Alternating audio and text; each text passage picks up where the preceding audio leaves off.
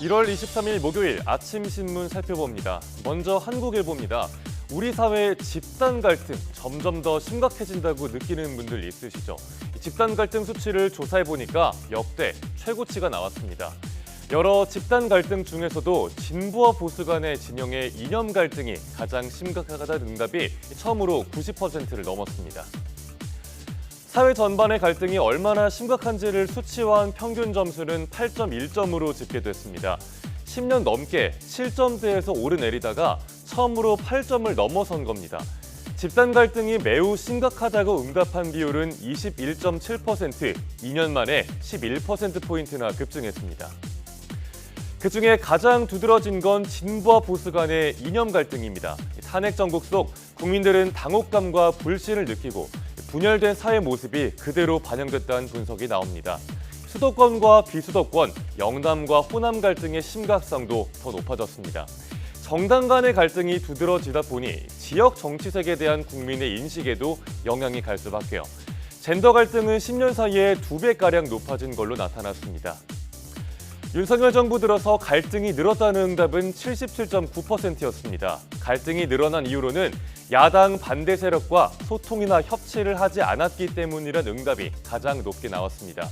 정부가 갈등 해소를 위해 노력하고 있다는 응답은 17%에 그쳤는데 역대 최저점 경신입니다. 살다 보면 갈등이 어떻게 안 생길 수 있겠습니까? 하지만 현재 우리나라는 이런저런 집단 갈등이 최고조로 치닫는 걸로 보입니다. 이런 상황을 통계로 볼 수 있는 마음이 조금 무거워지는 기사였습니다. 다음 한겨레 신문입니다. 벌써 이번 주말이면 시작되는 설 명절, 고향 내려갈 계획은 다들 세우셨나요? 명절마다 고속도로 통행료가 면제된다는 문구 다들 익숙하실 텐데 이런 정책이 기후위기 시대에 괜찮은지 역행하는 건 아닌지 꼬집는 내용입니다. 명절 고속도로 통행료 면제는 2017년에 시작됐습니다. 장거리 여행을 늘리고 내수도 진작한다는 취지였죠. 이번 연휴에는 오는 27일부터 30일까지 나흘간 고속도로 통행료가 면제됩니다. 하지만 탄소를 늘려서 기후위기 시대에 역행하는 정책이란 비판이 나옵니다. 대중교통보다 자가용 사용을 부추긴다는 겁니다. 또 한국도로공사의 재정 부담이 커지는 것도 문제인데요. 최근 5년 동안 명절 연휴 고속도로 통행료 면제액만 4,800억 원이 넘습니다.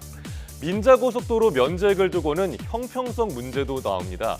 고속도로를 안 탄 사람 입장에선 왜 정부의 예산 부담을 함께 짊어져야 하냐는 거죠.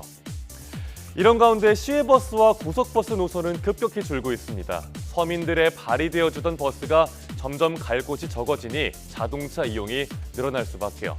신문은 고속도로 통행료를 면제하는 대신 버스와 철도 요금을 지원하는 방향으로 가야 한다는 시민단체 주장도 함께 전하고 있습니다. 마지막 동아일보입니다. 작게 더 작게 소포장 제품이 각광을 받고 있습니다.